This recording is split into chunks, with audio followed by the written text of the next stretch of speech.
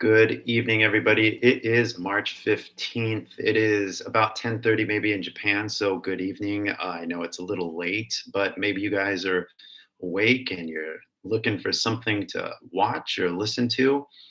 And I've been thinking a lot because about this time every year, I get triggered in a sense. I basically remember things that happened now 12 years ago. And this story is very personal for me because I was there. Now, a lot of people don't like to talk about it, the earthquake and the tsunami and the irradiation. And I understand why, because I talked to a lot of people that actually lost family members and stuff like that. So I understand this is a sensitive topic, but for anybody that does want to talk about this, this is why we're doing this little live stream right here, because basically it's a tough conversation to have, even in Japanese. And it might be even tougher if we're going to have this conversation in English, right? So I'm kind of here to maybe help in a way because perhaps this conversation topic comes up a lot, the earthquake, Tohoku, tsunami, radiation, all these subjects, right? And it's very hard to talk about something if you didn't experience it, right? I would assume most of you experienced the earthquake, and I'm sure some of you were directly affected, and I'm definitely sorry for any suffering that you've gone through. Let me get my light back on here.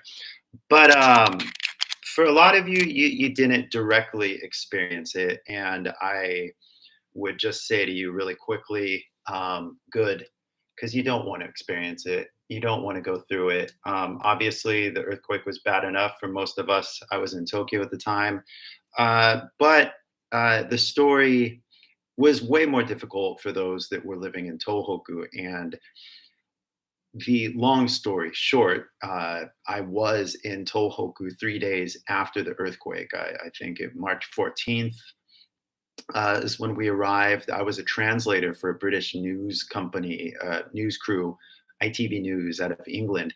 And so I was there. And if you look at the thumbnail, you'll see basically the one of the photos that I was able to take when I was there. I have a lot of photos, black and white photos, and some video as well. I can't share the video, I don't think, right here because this is a live stream. Maybe I can make a video about this later. But basically, yeah, I was there. And so every year, what seems to happen is that, I remember things and I remember a lot of things. And every single day, as March 14th, March 15th, obviously March 11th, the series of events goes through my head and I kind of replay everything. And it's always kind of difficult depending on what year it is. Last, or maybe it was 2020, I think, with the isolation and everything. That was a really tough year to remember everything. This year is a little better, even though, sure enough, on March 11th, I thought maybe I won't think about it this year. But I thought about it, and I've shared a few videos on my Instagram, for example, just because I don't think a lot of people realize anything really, other than news reports. And having been part of the news, I was a translator for a news company, a news crew. I was there. I saw things with my own eyes. I was the person who was talking to people, getting the stories and stuff like that, helping with the footage, helping the TV reporter, the correspondent, helping him with the map and where to go and how to negotiate for a hotel, even though all the hotels were closed. I was the one that was like, can we please stay here? And they're like, no, we're closed. Like, but we have money. They're like, no, we're closed. We don't have any electricity. It's like, well, we don't care about electricity. We just want a place to stay. Can we please stay?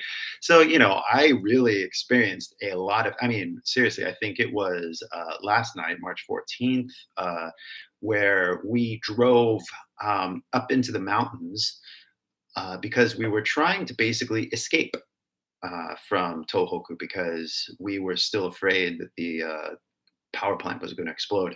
So we drove up into the mountains and it was snowing of all things, and we didn't have chains on our tires. So things got really dangerous really quick. We started driving towards Akita, and the snow really started coming down. We're in the middle of the mountains, and the car kind of starts slipping a little bit. And so we drove very, very slowly. We were going to keep going, but then we decided very wisely, thankfully, to stop, turn around really slowly, and we drove back to this little onsen town. I can't remember the name of the town right now. But then once we got back to the town, I got out of the car in the snow and just went around to all the hotels to see if they were open. And one hotel, onsen, was open, and they said they didn't have electricity, but they had hot water, and we were very happy with that. Natural hot springs, right? So yeah, there was a few. I mean, there's so many stories, guys. Like I could really, it's really hard to even keep the narrative consistent with so many things that happened. But it was about, I think, last night where we were really having very intense conversations about what to do with our lives. Because at that point, we would spend most of the day we were in this town called Minami Sanrikumachi, and there wasn't any cell phone reception. We had a satellite dish to broadcast the news segment, but we didn't have cell phone reception to get any news or any updates like that. So we were basically in the dark. We didn't know what was going on with Fukushima, which seemed to be the big story in the news as far as we understood it. But as far as we were concerned, we were in Minami Sanrikumachi on the coast, talking to survivors, looking for their relatives. So we weren't too concerned with radiation at that point. We were concerned about what was before our eyes, the destruction and the pain and the suffering. And so we didn't get too concerned about radiation until we drove away from the coast, because there was nowhere to stay near the coast once nighttime hit and it was getting cold, right? And all we had was a car, and there was 3 of us. So we needed a place to stay. And as we got into cell phone reception, we started getting messages that you need to leave Japan. You need to escape. They think the power plant's going to explode. We were hearing different information from different people.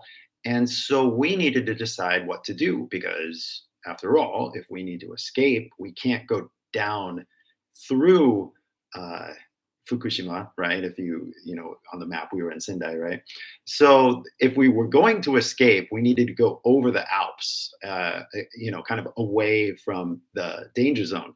And so there was this big conversation amongst the 3 of us. What are we going to do, right? Do we escape? Do we go back to Tokyo? If we escape, do we go over the mountains, or do we just stay? And so, the correspondent, he talked to his wife on the phone, and his wife was yelling and basically, get out of Japan, like, do not stay. And he was very calm, and he tried to calm her down, like, look, we're not in any danger. We're 200 kilometers away. But she kept yelling over the phone. And me and the camera woman just had to sit there and just like kind of not participate in that conversation, because that was between him and her. So anyway, she's trying to get him to escape, right? And the camera woman, she had a boyfriend down in Tokyo. She's like, I just want to go to Tokyo. I don't care about Fukushima. I just want to go through, get to Tokyo as fast as possible. So basically, I was in the middle, because I really didn't have anything other than my family in California and my friends in Tokyo. I didn't have anything that was really pressing. I didn't really need to be anywhere. So I was kind of the opinion just to stay. I didn't feel any danger from Fukushima as far as I could tell, as far as I was concerned, with the information that I had and my belief system, if you will, that we could maybe stay and we'll probably be okay. So we all had 3 different opinions. And we basically pulled over the car, and for about an hour, we discussed, what are we all gonna do? There's three of us with one car. One of us just can't get out of the car and go home and take a train, right? And so we had to think together. We had to talk about this. And both of them were British. I'm American. We all speak English, but we were able to have the difficult conversation. Amongst the three of us, it did get intense, but nobody yelled. Nobody got really angry or anything like that. So we were able to logically and compassionately talk about what we should do, and if there was any kind of fear, like the cameraman and camera woman just wanted to go back to Tokyo, and we just basically said that that's probably not the best thing to do. If we were going to escape, we should probably go over the mountains. And basically, I was of the opinion we should just stay because I don't think it's going to blow up. But then again, what do I know? Because I'm just a guy in a car getting information from friends or other news reports. So I didn't know what to do either. So my decision was no decision, if you know what I mean. But ultimately, at the end of the conversation, the news headquarters from England told the correspondent, "No, you must leave. This is an order. We don't want to lose you. You're a valuable asset, or whatever. So you must escape, and you must go over the Japanese Alps." So it is important to have difficult conversations, if you know what I mean, when really your life is on the line. And we all day long, though, we're talking to people that are actually going through suffering, though. Again, the radiation wasn't their problem. They were more concerned with literally finding family members. And that is very, very, very understandable. And so for us to be there, who didn't lose any family members, it was very hard, to say the least, to talk to people. I mean, the correspondent didn't speak Japanese. I spoke Japanese, so I basically had to deal with translating. There was one point I talked to a man, and I said, "What are you looking for?" Because he was picking up a rock, like one rock, not like a big rock, but like a small rock or like a brick, And I'm like, "What are you looking for?" And he said, I'm looking for my sister." Very calmly, and just to experience things like that, very tough, to say the least, because I don't think a lot of us think about these things often. But I guess this is maybe why I'm talking about it right now, or maybe I talk about it maybe every year or something, because what matters, what's the meaning of anything really when you're dead, or people are dying, and maybe more people will, or something, like there's real decisions that need to be made.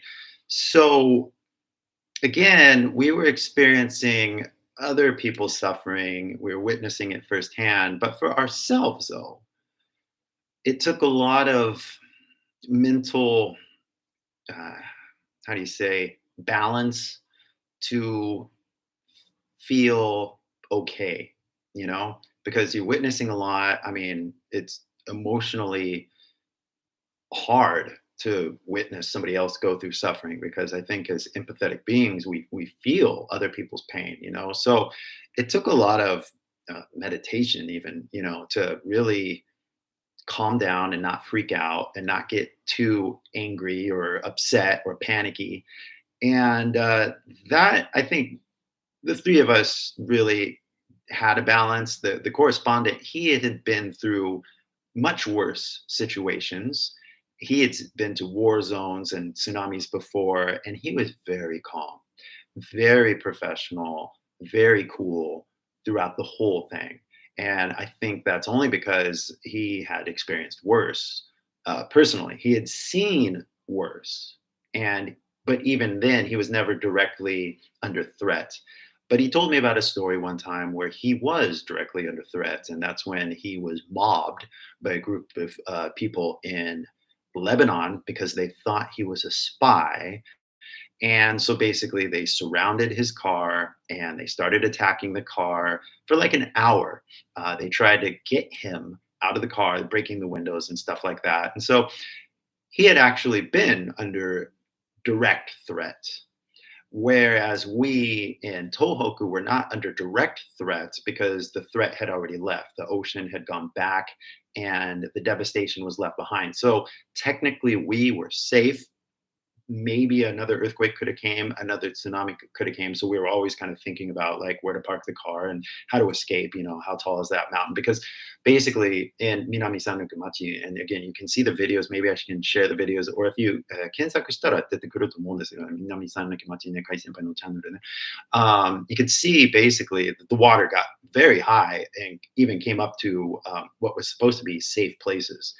So we were very concerned about that just in case the tsunami came back or another earthquake happened.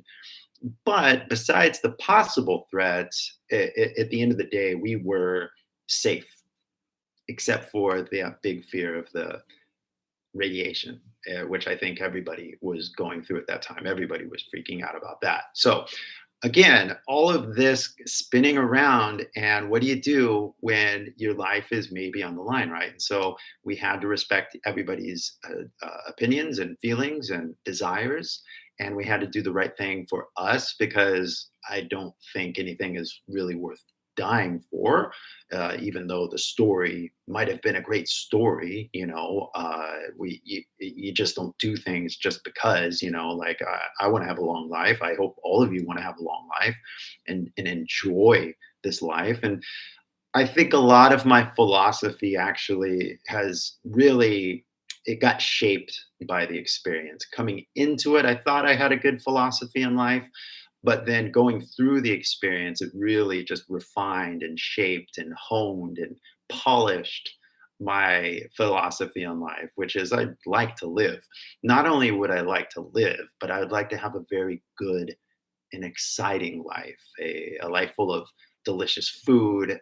One thing that I kept thinking about when I was in Tohoku was just all I want is a hot cup of coffee. That's it. If I could just have a hot cup of coffee, I'd be fine. I'd be cool. I would be happy. Simpleness, we call it maybe stoicism, sometimes to be okay with just the bare necessities.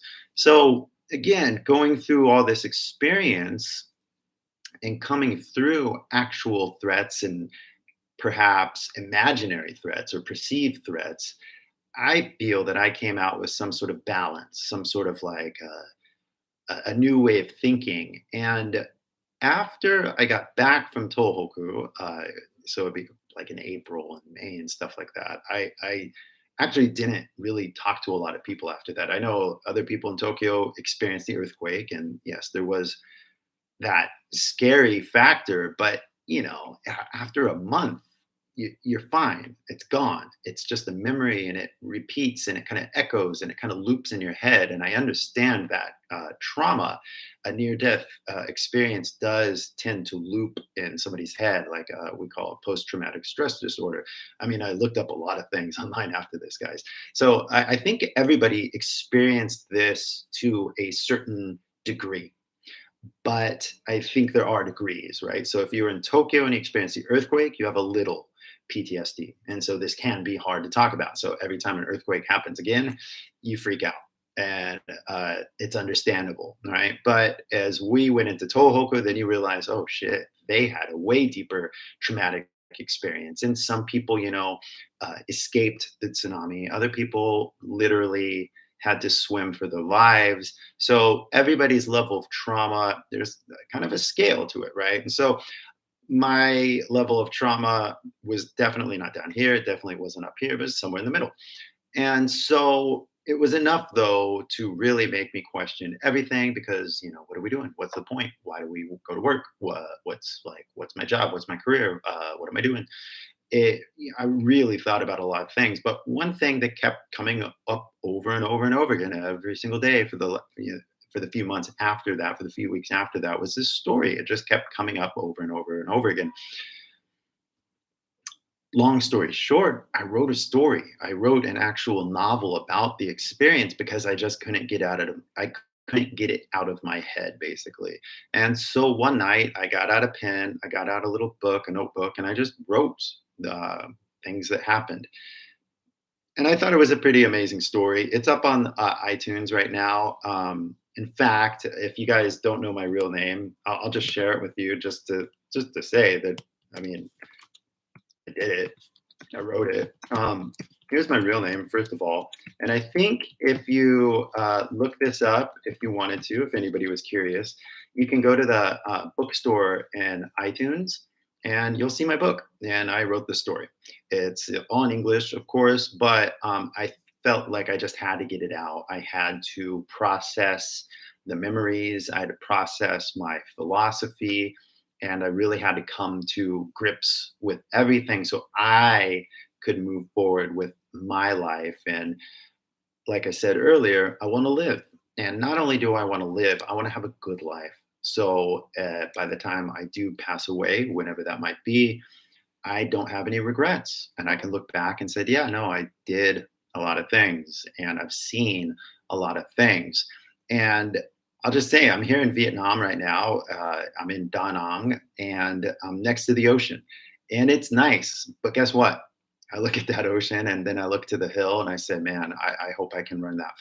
I hope I can run faster. I can get a bicycle to get to that hill just in case. And I look it up on I look up on the internet. Can Vietnam get hit by a tsunami? And it said, yeah. Well, if there's an earthquake in Manila, I'm like, oh shit. So okay. So there's always in my head. Even when I went back to California, one of the first things I did was like, all right, where do tsunamis hit California? Like it's just something that I can't get out of my head, basically. But yeah, so even as I'm in Da Nang looking at the ocean, and the ocean is beautiful, it's peaceful, right? Like a lot of people go there. You can see couples there at night.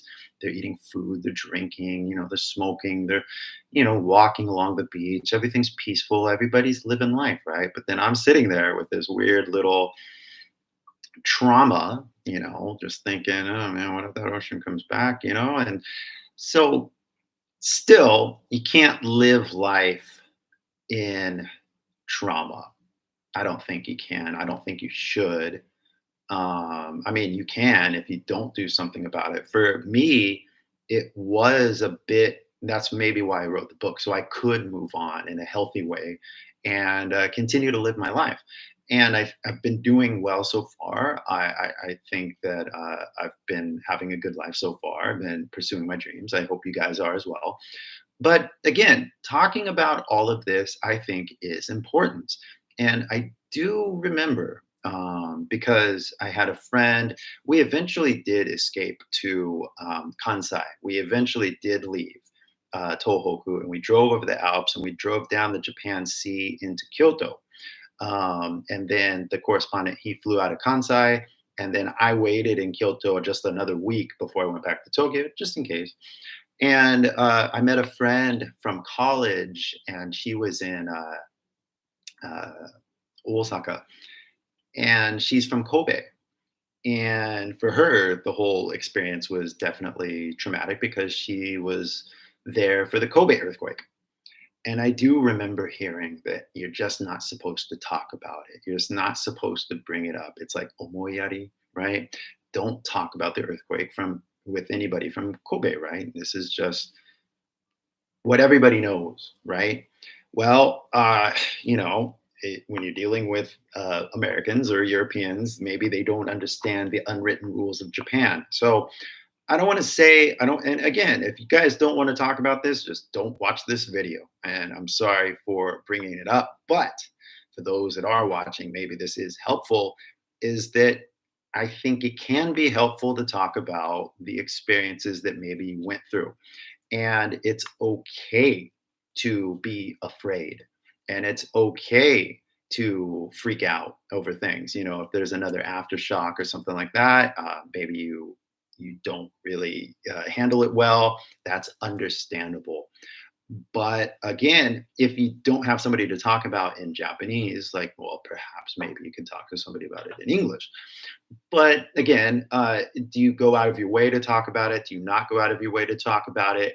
And that's where maybe this video or this live stream is coming in, because if nobody talks about it, then you don't got to talk about it, right? But perhaps you actually think about it, right? Perhaps you have some memories, perhaps you have some trauma yourself. And what do you do in those cases?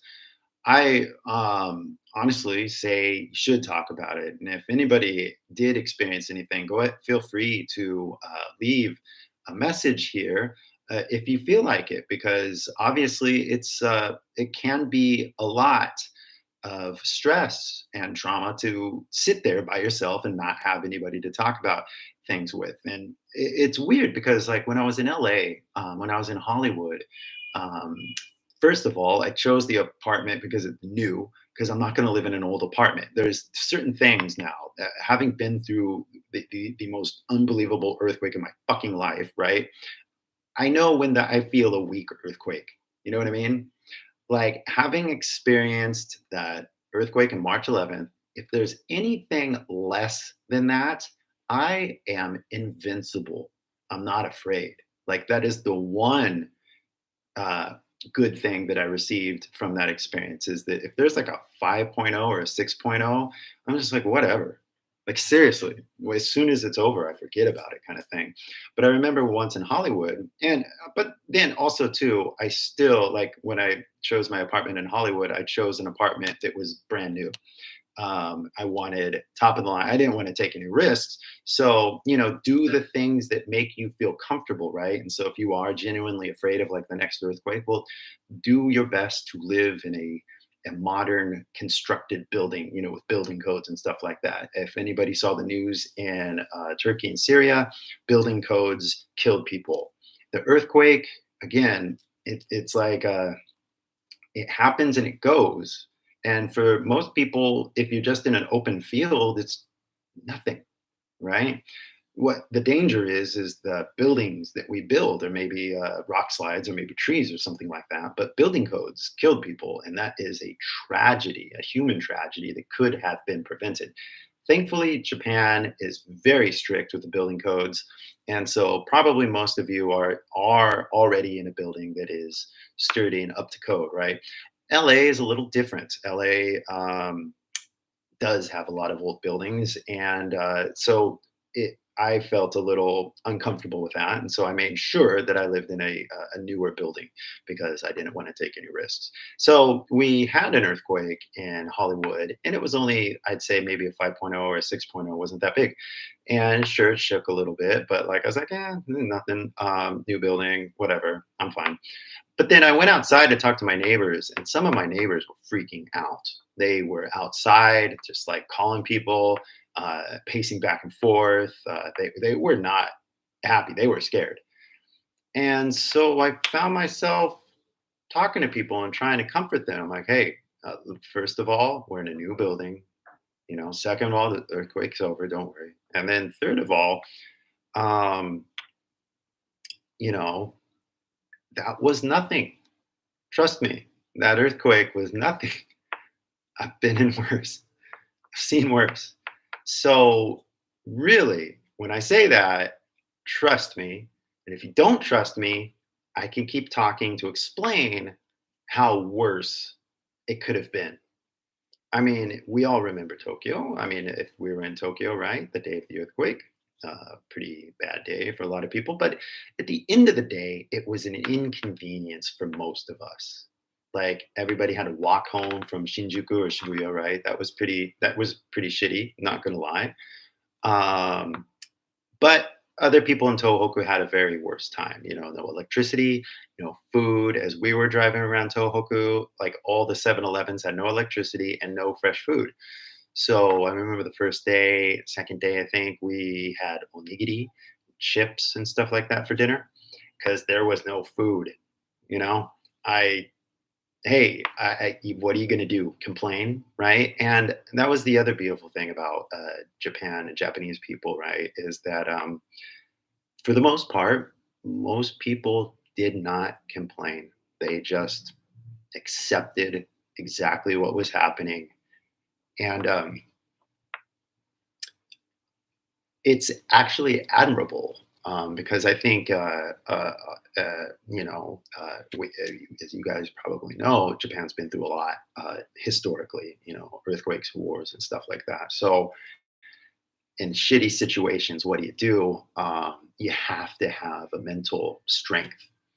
And a lot of people do have that strength on the inside, but there are times when it can be too much, and maybe for younger people. So that didn't maybe experience the trauma of the earlier generations. So, but for the most part, as I was walking through Tohoku, going through things, there was a very peaceful, calm order to everything, and people, waiting in line at the gas station. The meat store opened up, and we were in the meat store, and there was this old lady, and she was getting all this meat, right? And of course, my pathetic brain was like, oh, she's just taking all the meat before it runs out, right? So we went up and we asked her, hey, what's all this meat for? Because, we're the news, we're interviewing people. She's like, oh, I'm taking it to my neighbors. So that sense of taking care of each other is very important if you're going to get through any sort of crisis. And I definitely learned a lot by talking with a lot of people up there. And it really puts perspective on my pathetic culture, American culture. Honestly, sometimes I think being an American is embarrassing. I know for a fact that if a big earthquake hit LA, the earthquake is the first problem. The second problem will be the riots after the earthquake. If there's no electricity and there's no food and there's no gasoline, the social unrest in America is going to be horrible, because that's America. And it's sad. And it's just like, it's not even, how do you say, like, it's gonna happen, and I don't want to be there when it happens. That's for sure. Because it's just American culture right now is just in a weird spot right now. But there is definitely enough people. There's a lot of people who do think about each other. Don't get me wrong. There's good people in every culture. There's bad people in every culture, right? Like, that's, everybody should understand that. There's good Japanese people, and there's a few assholes in Japan as well, right? We all know that. Not everybody's perfect. Not everybody is a saint. There's some real mean people out there and selfish people. But in America, I would just say there's probably a lot more assholes. So if there's not a lot of food, not a lot of gas, not a lot of electricity, the selfish people will get violent. And that's kind of sad, to say the least. But that's American culture. And so, like I said, going through the disaster and witnessing a lot of you guys do the right thing. Inspire isn't the right word. I learned, and I want to be a better person, like, not just for America, not just for Japan, but just as a human, as a living person. So inspired just isn't the right word, because inspired, like, oh, I feel better by watching. It's like, no, I need to be like that. So again, going through the experience, basically, you go through the trauma. What do you do? What's it mean? What's the point of life, right? That leads us to here where we are, right? Because we're not dealing with shortages of food or shortages of electricity, or we're not dealing with a nuclear disaster right now, as far as I can tell, right? But, we have our problems. We have our daily problems, right? You have your problems, you have your issues, and you have your stresses, and you have your dreams, and you have your desires. So the life-threatening issues aside, because we're not going through it now, but having been through that personally, now I can take the more lesser stresses, you know what I mean? Like, hey, my video didn't do well, for example, right? Wham. It's okay, because I had a cup of coffee today. I have internet, I have a phone, took some pictures. It's not bad. Yeah, but it does come back to trying to help, right? And I'll just be honest, as I made a video today, I was like, again, I really want to help everybody speak English, right? So this is why I'm doing this in English, right? Because I really want anybody that wants to learn English to like speak English, and that's my job, right? So I'm trying to create content for a lot of people so that they can get exposed to English and that they can get better at English and maybe have a conversation in English one day for the rest of their life, you know? Because once you become bilingual, it sticks. It's like riding a bike, right? Like you like, oh, cool, I can ride a bike now. I'm never gonna forget this. So again, my job is to help you guys speak English. And so as like today's video, I was like, oh, this is going to be a good one because it's longer and hopefully the algorithm. To me in my head, it's just like I'm battling the algorithm. I think that my content should be seen by everybody. Especially if I look at like other YouTubers and I see like, oh, they get like a million views, a million views, a million views, a million views. I'm just like, man, I got like like 100,000. That's not bad, right? Like it's pretty good, right? But I wish I could get like a million views. How do I get a million views, right? And one of those things, as I've been looking up things on YouTube, is like, oh, make longer videos because the longer videos have more watch time, and that more watch time is something the algorithm favors, right? So to me, I'm like battling the algorithm. I think that everything I say is genius. No offense, but like I really think my color system is really cool, and I think everybody should download my app and whatnot. But basically, I really think I'm helping people, but I want the algorithm to introduce my content to more people. So I made the video, and it's like whatever. It was like okay, it's not like the best. It wasn't the it didn't get the million views, but still, yeah, of course, it reaches a few people, so that's good, right? But I'm like, how do I do something? What do I do? And so, like, I don't want to make this about me because, at the end of the day, I am trying to think about you guys and what's the content that's going to reach you. That's what I'm thinking. And so it's like, well, what can I do? What can I do? I already made my video for the day, so like, what do I do now? That's kind of like my attitude sometimes I get is that like I feel that well, I did it and now I'm stuck because I got to wait till tomorrow to make another video.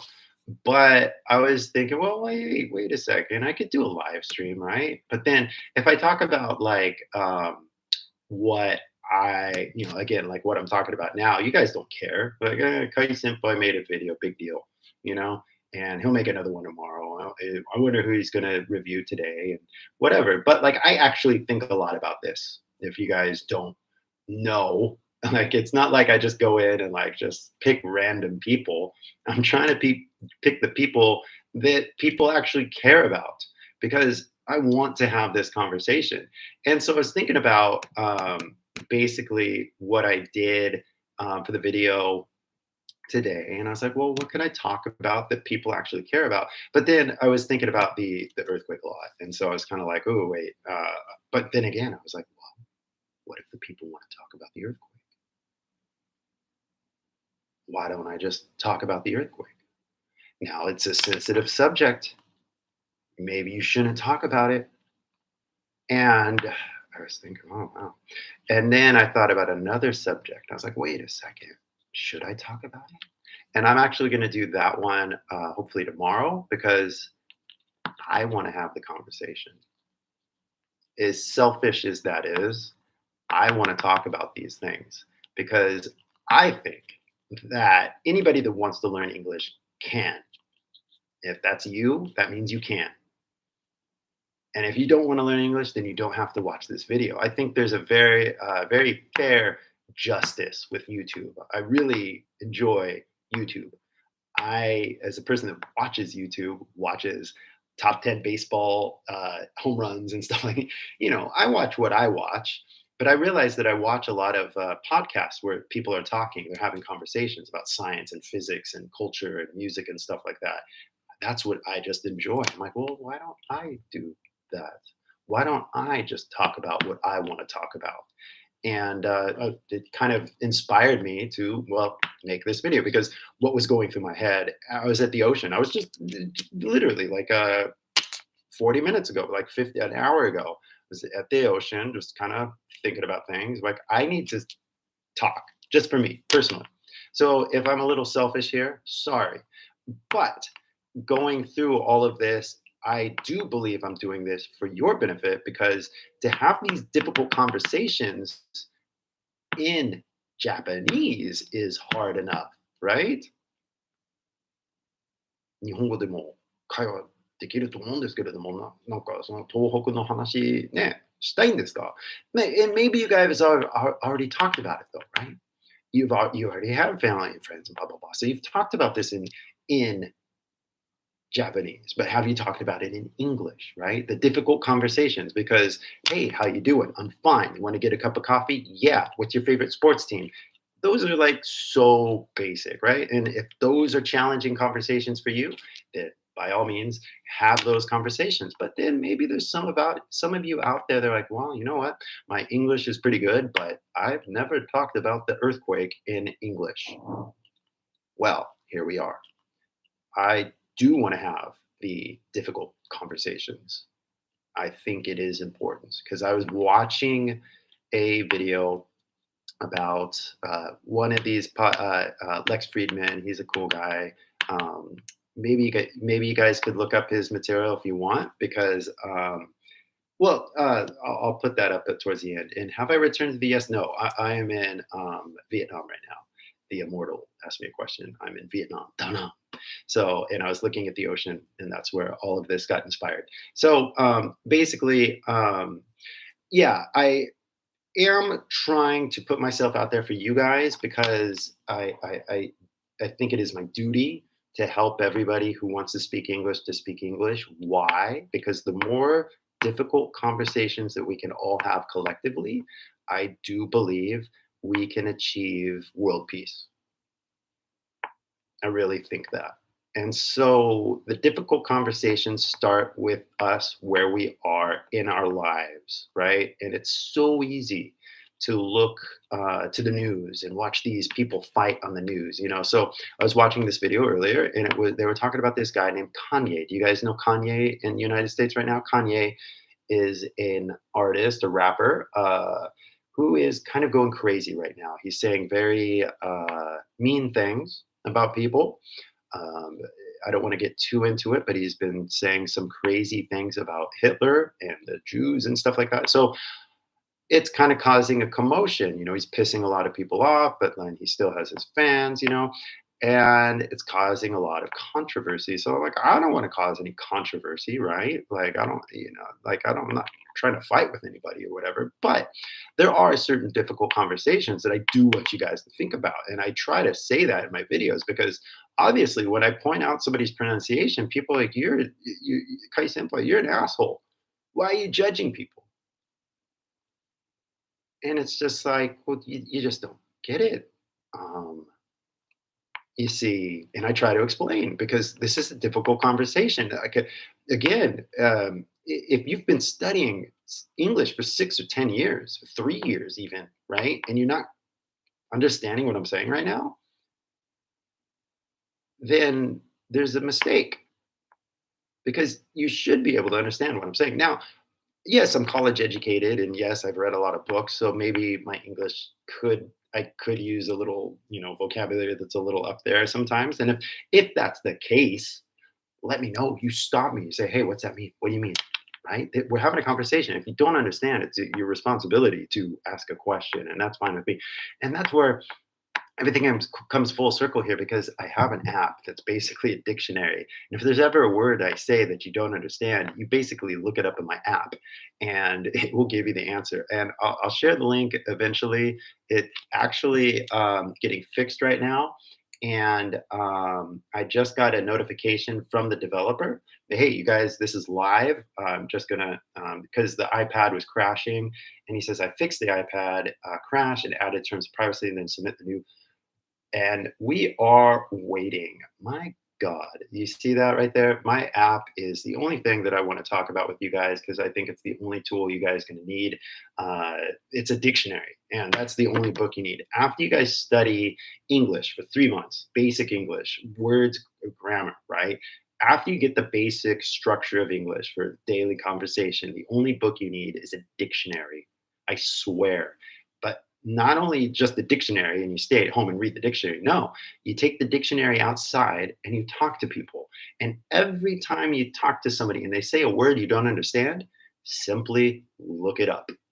You learn as you go. And that's my philosophy. I'm going to say it 1,000 times. So basically, the app is something I want to share with you guys, but we are going to, I'll talk about that another day. So Stella has a little question here. So I was not in Japan when the earthquake happened, so it's worthwhile for me to hear what you thought and refill in your words. Thank you. Yes, my goal, right? I was talking about the 2011 earthquake. So if you see the replay of this, you will hear kind of my story. And I think there's a link, or no, not a link, but I shared the book that I wrote. If you have the iTunes store kind of thing, you could see the story that I wrote. I tried to create an interesting story. It's not just a linear story. It's actually more like, have you ever seen the movie Memento? Should we talk about movies? Because I love movies. There's this movie, the best movie ever made. If this was a YouTube video and you have a ranking of like 10, 9, 8, whatever, right? The number one movie ever is Memento. Because you guys are cool and this is live, I'll just go ahead and share the secret. Memento is by far the best movie ever. And there's this interesting thing they do with the movie to distort reality and time and memory and stuff like that. So basically, I borrowed that style and added it to my story. So it's not just a March 11th, March 11th, March 14th, March 15th, March 16th, right? I kind of go back and forth between the stories. So I feel it's kind of interesting. And I did tie it into a pair of pants that ripped. And that pair of pants that I ripped happened March 14th. I was walking through Minami Sanrikumachi and my pants ripped right down the crotch. Like right down in the middle in that embarrassing area where my underwear was showing. This literally happened and I was embarrassed, but I didn't bring any other pants because on March 13th, I packed as fast as I could because I got a phone call. Have you ever seen The Matrix? I got a phone call from a number. I was like, "What? Who's this? Hello?" It's like, "Hey, you want to go on an adventure to Tohoku?" I'm like, who are you? Why are we talking? And so basically, I ran home. I packed like one pair of pants, like 3 underwears, like a bunch of layers for shirts, right? I went to a camera store, bought as much film as I could, black and white film, and we left, right? So I only had one pair of pants. And so when it ripped, I was just like, what do I do? And I talk about that in the story. Like, actually, tomorrow, it was March 16th. No, it was maybe March 15th or something. I can't the date sometimes, but it's in the book. But the correspondent, he bought me a new pair of pants. Pretty ugly ones, but that's in the story as well. So I'm talking about the earthquake, and there's too many stories about it, but like one of the stories that I do remember the most is my ripped pair of pants. I mean, I'm walking out in the middle of a disaster, interviewing people, and there's a rip in my pants. I mean, embarrassing, absolutely embarrassing. But hey, it happened, and that's the story. So where are we going with all this, right? Look, I had a lot of things happen to me, and it was a very confusing time. And that's why I said, like, after the earthquake, it took me a few weeks to talk to people because it's like, how do you even describe a near-death experience, right? And again, most people in Tokyo are like, man, well, I almost died. Like, well, yeah, we almost did in Tokyo, not gonna lie. If the earthquake was stronger, it would have been a disaster in Tokyo as well. There's no doubt about it, but it wasn't. At the end of the day, we were okay, right? It was close. It was a close call, for sure. For sure. But the people in Tohoku, they had a disaster. They lost their lives. They lost more loved ones than we did in Tokyo. So, a little empathy for those up in Tohoku because they really did go through a lot. And even was talking with one of my kohai, and she's like, "Oh, I'm from like Tohoku, right?" And I was like, "Oh, I went to Minami Sanrikumachi for after the earthquake." And then I was like, "Wait, let's not talk about this, huh?" She said, "Yeah, let's not talk about it." I'm like, "Yeah, good, good. We don't need to, because if I get it, like for those that experienced the earthquake, it was tough, and by tough, I mean it was really tough, and the tsunami and everything else." So, but guys, if you are going through anything in your life, just I maybe this is why I talk about this even today, even though it's been 12 years.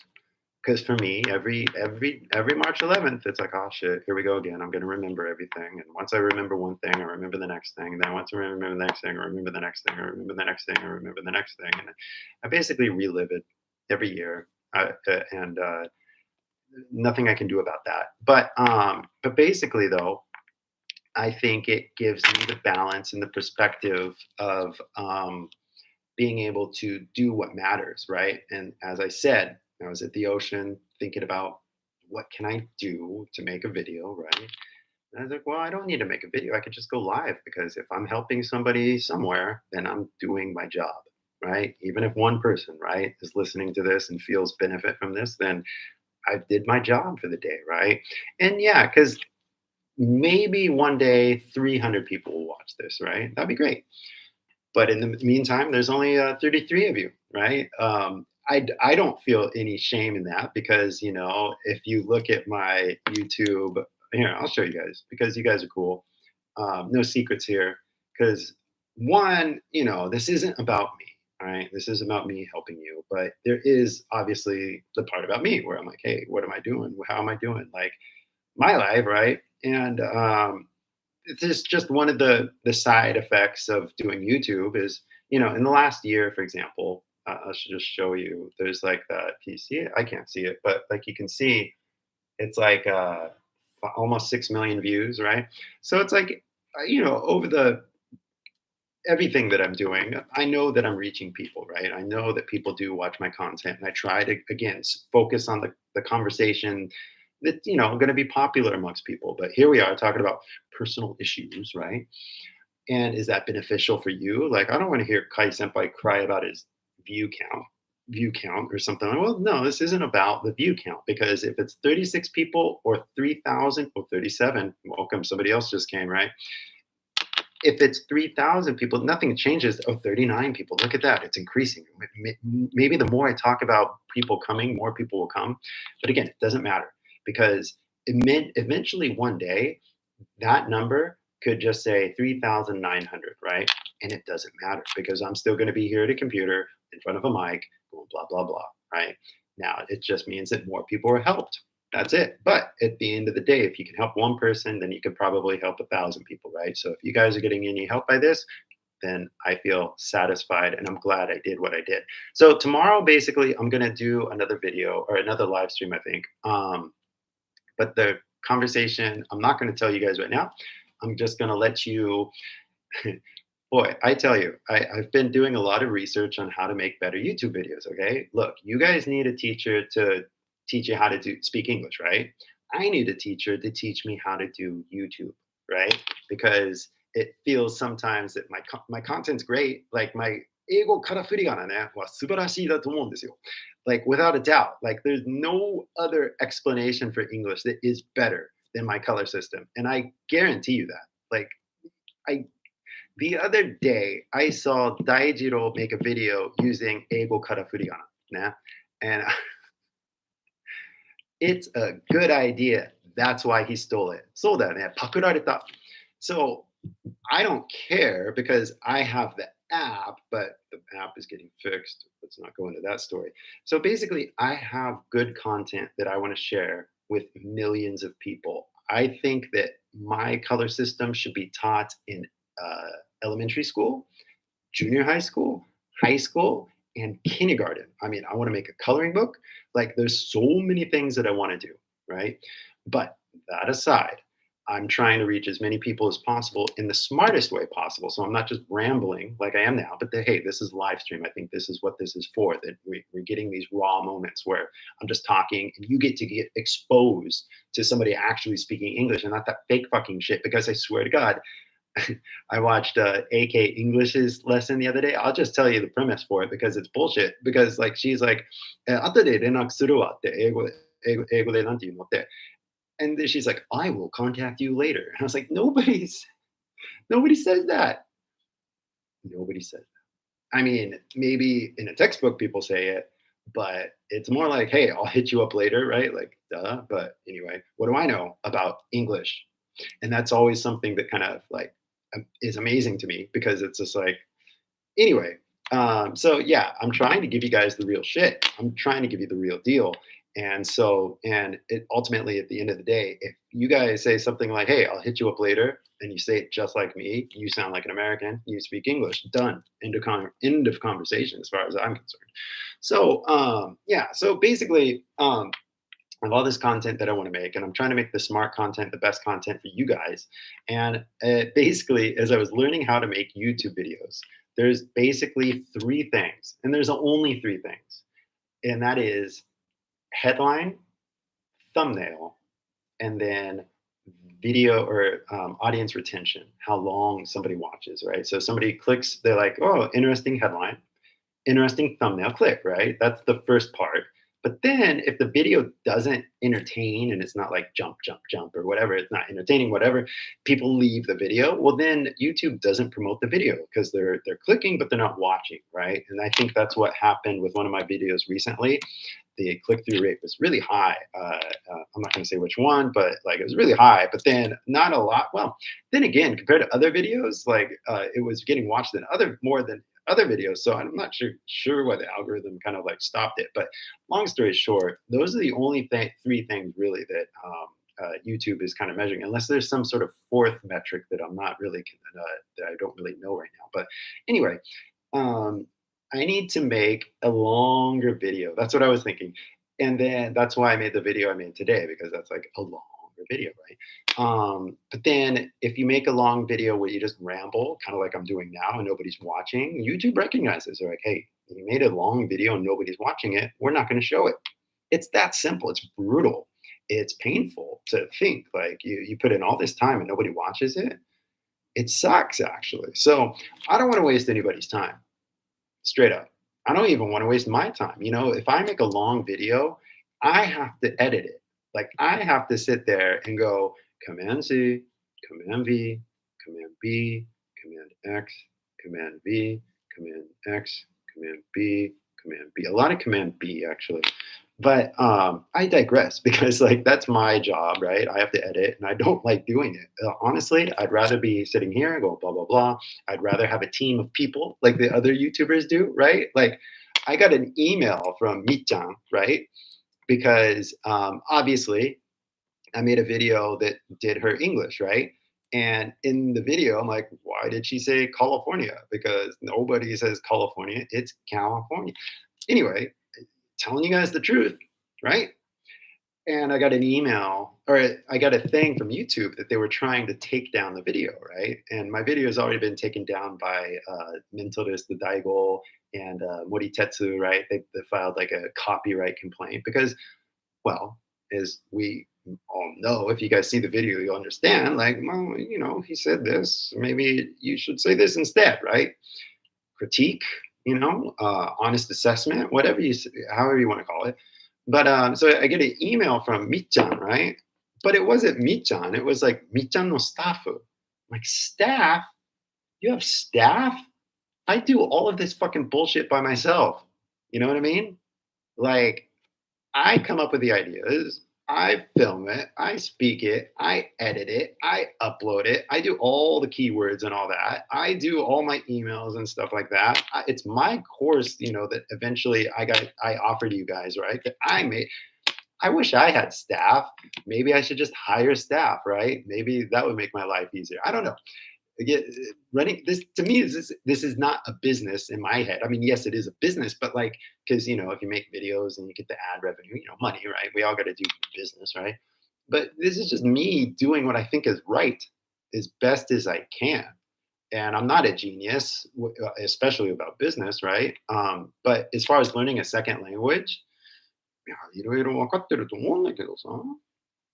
違うか。But yeah, so if you guys listen to my advice, I think you're going to get results. It's that simple. In fact, I know you're going to get results. I know if you mimic me, you're going to get results. That simple. It's that simple. If I give you like 500 phrases and you mimic all those 500 phrases and you remember the 500 phrases, you're going to sound like an American. I guarantee it. How could you not? But anyway, I don't want to get too far into the weeds here of like what's the point or whatever. But yeah, I'm trying to teach you guys English. It's my job. I want you guys to sound more like a native speaker. I want you guys to be satisfied with the English. And so when you have these conversations, and most Kyozai, right? They're like, hey, how do you? What's the difference between the and I hate those lessons. I hate them. I hate them because it's bullshit. It's like, who cares? Go out, talk to real people. And then as you talk to real people about conversations that matter to you in your life, that's the only thing that matters, right? But then here we are having a difficult conversation. I mean, when I went up to Tohoku, I was like, I don't know if I can translate. My Japanese isn't that good. But, at the end of the day, I did my job, right? I just remember interviewing a guy in the update. I had to learn words, right? Like hinanjo, right? I didn't know what a fucking hinanjo. What's a hinanjo, right? I've never been to a hinanjo. Why would I go to Starbucks every day? I read the train. I go to the station, right? Eki kara cafe made ne, right? Like that's where I go.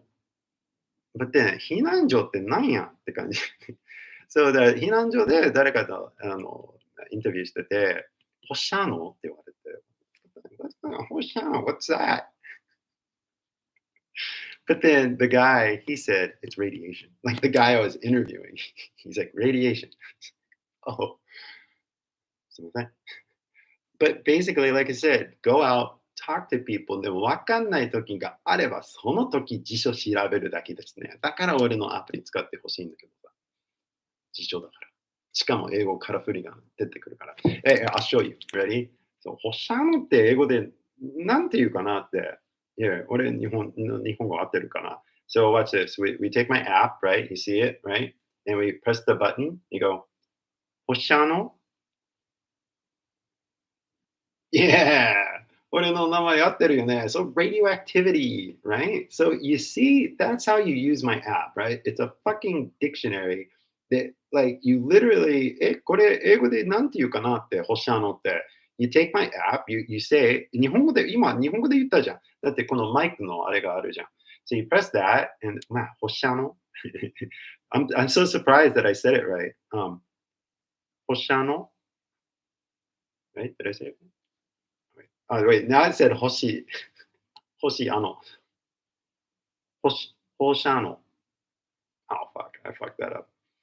But anyway. Oh, stellar radioactivity. Even better. Like, I just made up a word, I think. Sugoi ne. Anyway, you can type it too. But then, yeah, the thing comes down there and like you have a new word, right? And then, そのプラスのマークを押すと、なんか単語帳に入れるよね。で、単語帳を作って、ね、家に帰るとき、復習する。ね。Like, that is how you study English. I swear to God. That's how I study Japanese. And here we are. So anyway, Michael says, I really like the video where you do Ask Americans. Tell me what. Yeah, I know. Michael, I like that video too. I kind of want to do a video because, again, I was like looking at Mr. Beast, right? And I'll give you $100 if you can answer this question. How many sounds does the letter A make? And I guarantee you, Then you go to the next person and you double it, right? So the next person, だって最初の人が分かんなかったら、じゃあ次の人ダブルする、2倍する。だから100ドル、これ答えたら100ドルあげるって感じ。So how many sounds does the letter A make? いや、分かんない、分かんない。絶対分かんない。で、the next person, okay, I'll give you $200 if you can answer how many sounds does the letter A make, right? 絶対分かんない。So then it goes to 400. I should probably do this video. 東京戻った時、この動画作ろうかなって、外国人に声をかけて、ね、すいません、YouTuber なんですけれども、これ答えてくれたら100ドルあげるみたいなね。絶対、I'm not gonna lose my money. I will not lose my money. Nobody will answer that. Guaranteed. And even if they take a guess, right, I'm gonna make sure that, okay, then tell me the 8 sounds. Like now, like not guess, but like tell me all 8 sounds. Like if you know it. No guessing, right? I want somebody that knows all 8 sounds. Nobody's gonna. I guarantee you that video would go to $1 million. Like 1億ドルみたいなね。これ答えたら1億ドル。I will not lose $1 million. I guarantee you. Because nobody knows the answer. And it's amazing. I think that is amazing that English people do not know English. Truth. So anyway, I digress. Thank you, Michael. Maybe I'll make that video. So guys, なんか blah blah blah blah blah blah って感じ Anyway, thank you for sitting around for this. I hope that it was benefit to anybody here. And just like always, again, all I do is think about my video ideas every single day. I wake up, meditate, coffee, relax in the morning, right? About till noon, I take it easy, relax. But then around noon, I start thinking, all right, what am I going to do? What's a video idea that people are going to like? And then, I think of ideas, and I try them. Trial and error, experiment. But basically, everything I do is to help you guys. And so in that, making video schedule, I do have time to do a digital, なんていう 短期留学ね. So if you guys are interested in that, I'm just going to offer it because I only probably have enough room for about 2 or 3 people. So basically, if you guys are interested in doing month-to-month ね、Zoom でね、KY先輩と英語で本気で、勉強したかったらね、こうやって we'll talk just like this. Like it'll be me going blah blah blah just like this, and you will actually be talking to me, and I will actually be helping you directly 3 times a week. I mean, if you guys are serious, again, if you're serious, you got to do this as often as possible, right? You got to be practicing English as often as possible. And I know, だって東京にいるから仕事もしてるしね、なんか俺の周りになんか英語話す人いなくてさ、英語話す機会がないんじゃん。Hey, that looks familiar. なんとか、かさんだね。加藤さんですかね。どうも。But yeah, if you guys, seriously, if you want to do like a digital 短期留学ね、KY先輩とね、I have time in my schedule, but it's limited time because most of what I'm doing is videos and preparing for the app. Because I swear to God, the app is the coolest motherfucking thing in the whole planet, and I cannot wait to share the link with everybody. Basically, I'm taking all of my courses that I offer, my California English course, and I'm going to put it onto the app. So basically, the app will eventually have all of my lessons on the app, and you can use it for free. And if you want the lessons, then you can do a subscription option. So there's the free version that anybody can use for free.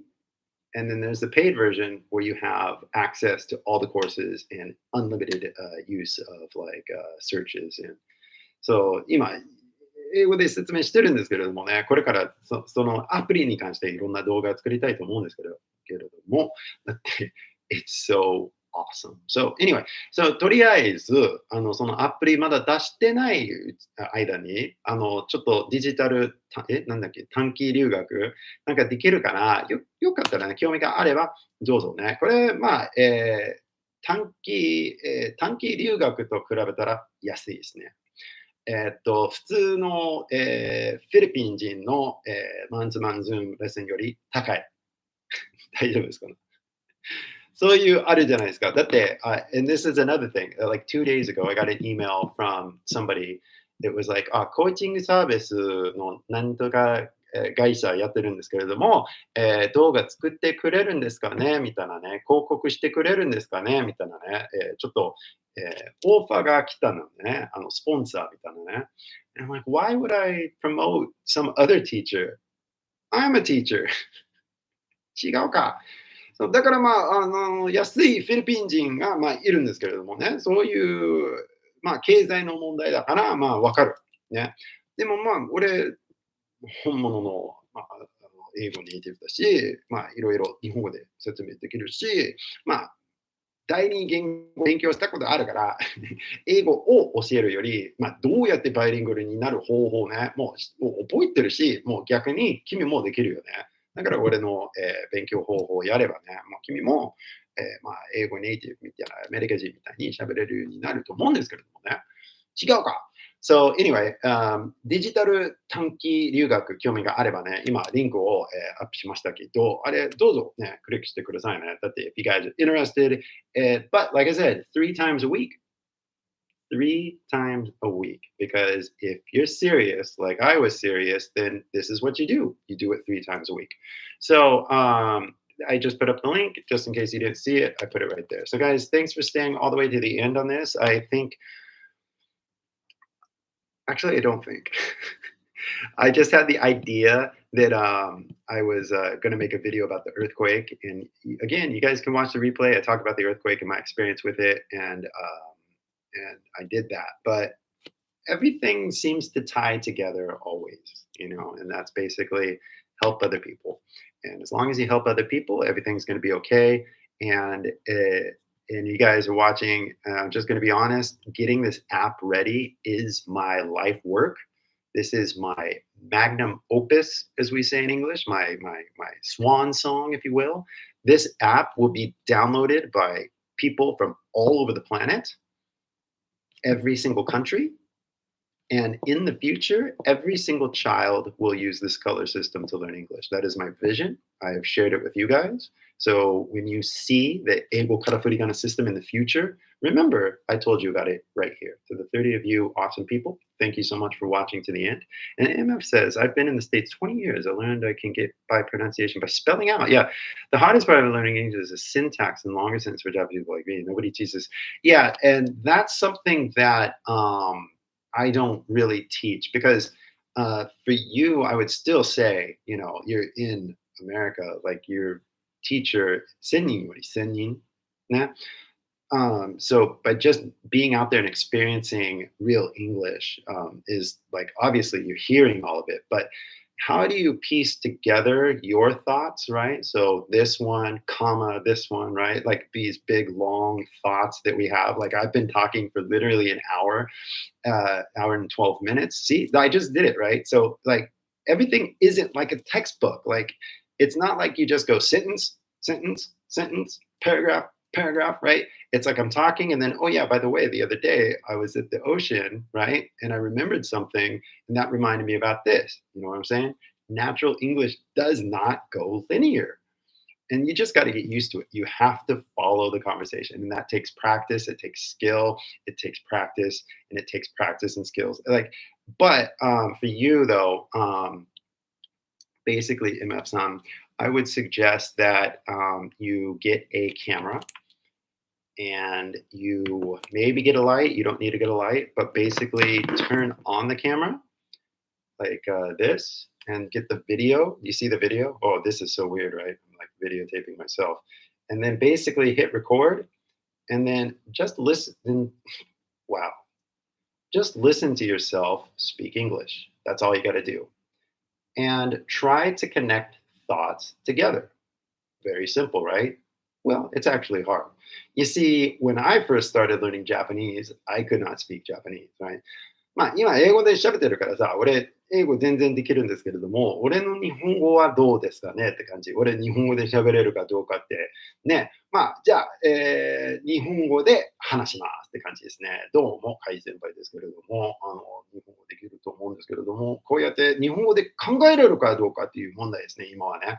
で、ちゃんと日本語で考えてるかどうかわかりません。だって俺、もう、本当にもう、ブラブラブラって感じで、自動的に、無意識的に喋ってるって感じがするんだね。で、100%言いたいことを言ってるかどうか、それも分かりません。ね。ただ、喋ってます。とりあえず。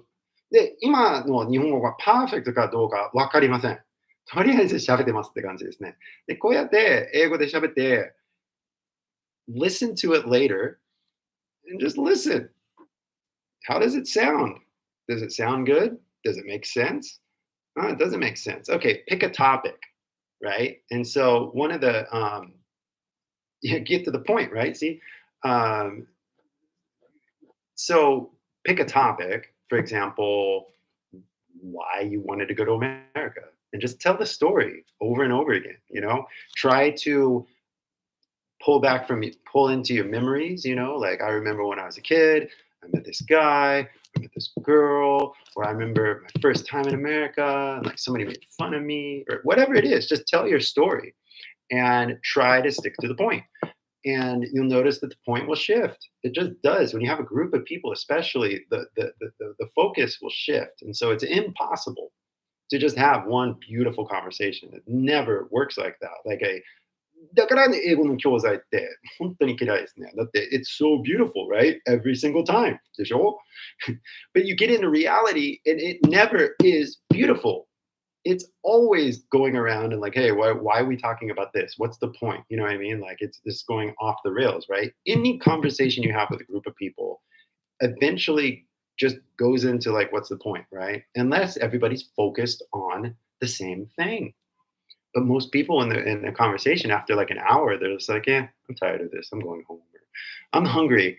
But then somebody else won't be hungry, right? Maybe two other people get hungry. Then they're like, well, I want to eat Korean food. Yeah, we had that problem. Me and my neighbors in Hollywood, we were like, we all went out together, right? We all like each other. We're all friends, right? But people were getting hungry, and so we're like, okay, we went on a long hike. It was real fun, but like people were getting hungry, so they're like, we want food. And so like the guy that was organizing everything, he was like, hey, I'm the leader, right? I want to get pasta because blah blah blah. In New York, after a marathon, people get pasta, but then the girls were like, we don't want pasta, we want like Korean barbecue.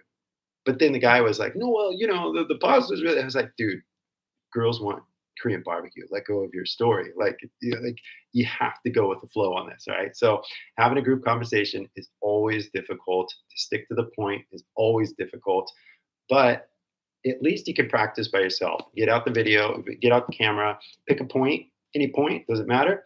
Like why you wanted to speak English. Maybe you could talk about your dream. And actually, MF-san, I'll just share this with you. Big domino theory is something you should look up. Big domino theory. Why is this important? Because it is very important. Theory. I think I spelled it right. Tim Ferriss, I think, is the author. スペルが合ってるかどうかわかんないけど、だって英語おかしいから。But big domino theory is basically you have one goal. That's it. And everything else is like a reflection of that one goal. So, like, for example, I have to, okay, so everybody has multiple goals. Sorry, I'm not a big domino. I've not written an article about big domino theory, but I've read about it. So it's like in my head somewhere. So I'll try to explain it as best as I can. So everybody has multiple goals. For example, I want to get married, I want to travel the world, and I want a good career, for example, right? These are three different goals. Getting married has nothing to do with traveling the world, and traveling the world has nothing to do with your career, maybe, right? But I want all three of them. So when you have multiple objectives and multiple goals, and they're kind of like, oh, what do I do? What do I do? I'm kind of confused, right?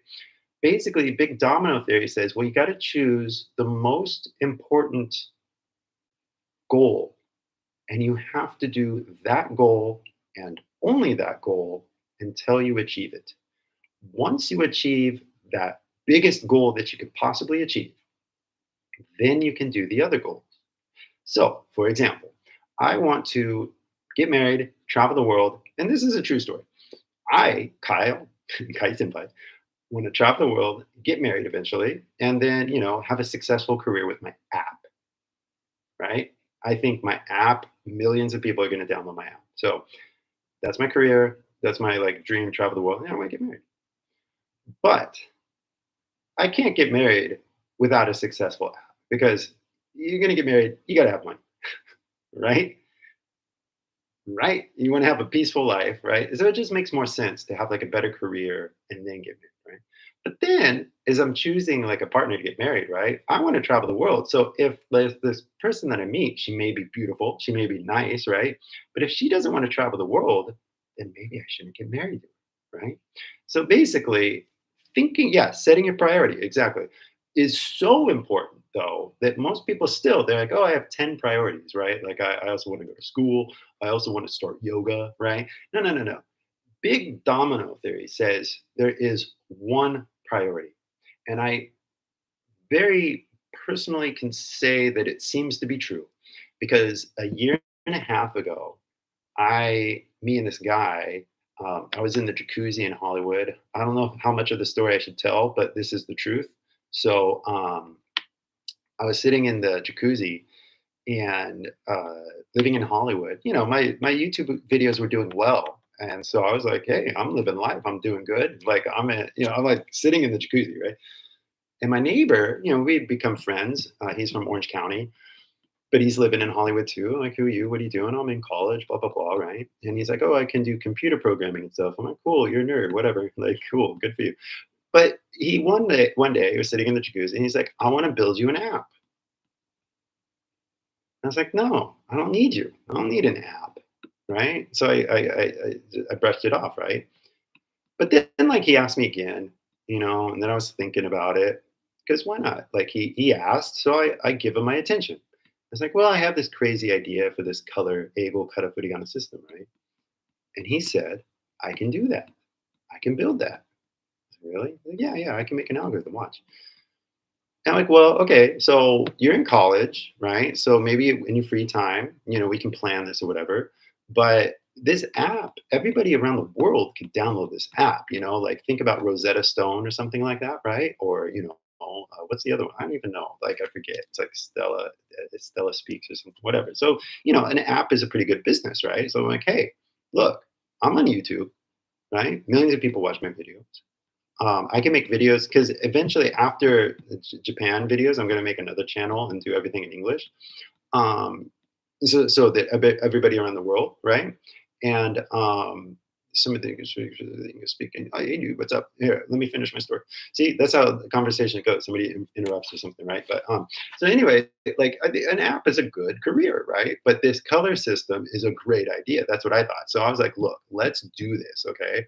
You're out of college. You live on a trust fund. He had a lot of money, right? Because his aunt had invented something, or his uncle had invented something. So he had a trust fund. He had a lot of money. Sorry if I'm telling the story, Max, but like, look, it's the truth, just in case Max is listening. And so I was like, dude, you have time, you have money, like, let's give it a shot. Like, let's try to make the app. So for like a year, he developed it and he made the app, right? It's pretty good, but it wasn't exactly good. We messed up on the pricing system because, again, I don't know business. I only know what I'm doing with YouTube or whatever. And so we released the app and it didn't do that good. It did okay, but it didn't do that good, right? And so I was like, oh, we got to fix it. But in those weeks when it wasn't doing good, instead of like fixing the app, he started looking for a job. And I was like, what are you doing, man? Like, we got to fix the app. Like, all of my courses are here. Like all the people on YouTube. Like, I got to tell him. And he's like, yeah, what if it doesn't work? I was like, you what? Like, so the number one priority, big domino theory, was the app, right? But he chose to have another priority, which was get a job. So he made his decision. It affected me though in a very negative way though, because like I had shifted all of my attention to the app.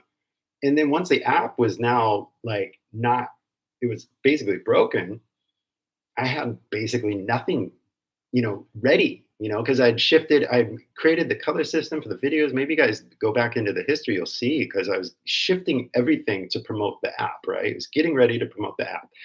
So he basically just like walked away, got another job, leaving me with nothing. And so my priority was still the app. But then I was like, oh, well, I could just do maybe like a seminar or something like that, like I used to, right? And so that wasn't my dream, though. That wasn't my big priority. That wasn't the thing that I wanted. So I basically feel now, through hindsight, that I made a mistake because I didn't follow the number one priority. The number one priority for me, my dream, was the app. And it still is, and it will still be in your hands very soon because it is getting fixed, as I said. Like I said, this is live, and I'm just the developer. You see his name right there, Avery, the developer, right? He just said it is being submitted. So we wait, and if the app is ready and approved by Apple, believe me, you are going to hear about it, guaranteed. So anyway, priorities. So that's me talking about my priorities, right? Did you hear that story? Did I ramble? How's my syntax? I don't know. But the story that I just told, anybody that speaks English would understand what I just said. And so if you didn't understand what I said, well, that's okay. Don't worry, because again, natural conversation is like a fractal. It's like it is not linear. It goes this way, that way, backwards, forwards, comes back around again, and then makes a left turn. Like it's conversation's crazy. And that's why I hate English lessons, because they're just so clean. They're just so, I say this, now you say that. Now the expected response, like as if everything is going to Starbucks and it's just like, I'd like a hot coffee. What size would you like? I'd like a tall. Would you like milk with that? That is not reality at all. Only in Starbucks. Everybody wants a Starbucks conversation, and Starbucks conversations are easy to get the basics down. But in reality, it's a multi-dimensional whirlwind tornado of people just saying random shit like I'm doing now. Like, who knew I was going to say the word tornado? But do you guys know what a tornado is? You go, hey, let me pull up that app. だってこれでこうやってね超面白いね。だって I can say tornado and the app tells you what a tornado is. So seriously, you guys could listen to my little ramble, and anytime you hear a word that you don't understand, you pull out the app and you look it up. What's a tornado? しかもね、なんか発音記号じゃなくて、カラフリ仮名書いてあるかな。tornado だよね。はい、大丈夫ですよね。That's how you guys speak English. That's how you learn. And word by word, line by line, conversation by conversation, minute by minute, hour by hour, day by day, week by week, we get better. Every time you take a step, you get closer. And I would hope that for the past 126, 1 hour, 26 minutes, that we made some progress. You guys, and hopefully me too, because like I said, I want to get this algorithm cracked. So anyway, hey dude, I've been watching your vids, and as a Japanese myself, I really appreciate the breakdown of how good some of the English famous people. Thank you very much for saying that, because I think that the famous people are famous. So we are allowed to talk about them. We talk about them anyway, right? Like 玉木さんは、彼のスタイルはちょっとダサくないとか everybody has an opinion about something, right? So it's just like, じゃあ、格好つけてったら、じゃあ、君の英語はどうですか? What? You know what I mean? Some people like, and I heard about it. I talked to some college girls here in Vietnam because they recognized me. And we were talking about, people that act like they speak English. Like, what? Acting like you speak English? Who does that? But I guess some people do. I guess these are stories that I hear from Japanese people. I'm not making this shit up. It seems to be a truth. かっこつけてんのって感じ。はい。Okay. Hey, what's the app called? Because I'll definitely check it out. Well, don't worry. Hey, it's me. I'm going to tell you about the app as soon as it's ready, because it's not ready right now. It's available, but like I just need to wait basically before I share it. So, anywho, guys, it's been 90 minutes almost, and I hope it's been beneficial. I know some of you have been watching from the beginning, and I appreciate it. I hope to come back tomorrow with another difficult conversation. Hopefully, it goes good, but it will be a difficult conversation, and it's going to be more in theme with everything recently. So you guys will see. And if you don't want to watch it tomorrow, you don't need to watch it. But it's a conversation that I'm going to have one way or the other with somebody.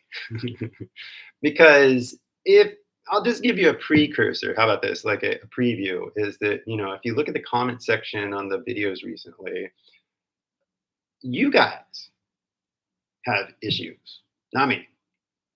Because in my worldview, nobody can tell somebody what to say, not to say, unless it's causing harm or something like that, right? Free speech is one of those American things that we have. But basically, some people have like a threshold that is here, but then other people have a threshold that is here.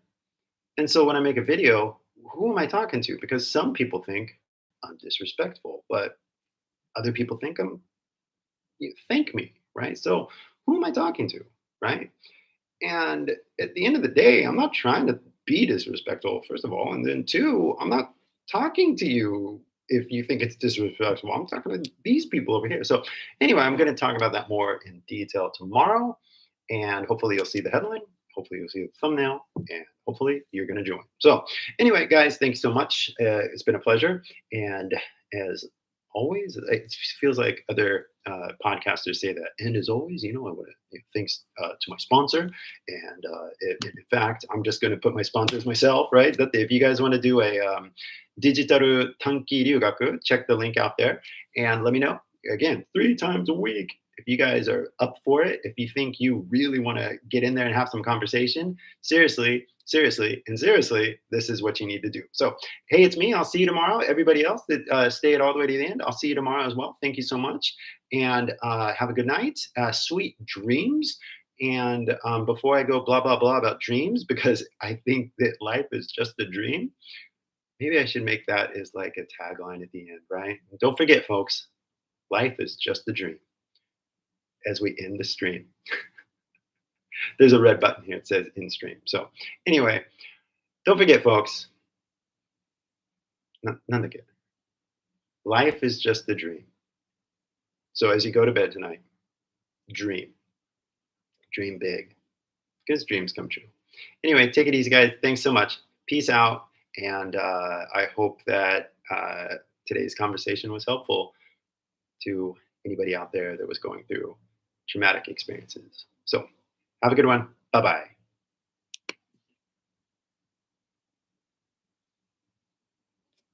Bye. No, I'm not done yet. Bye.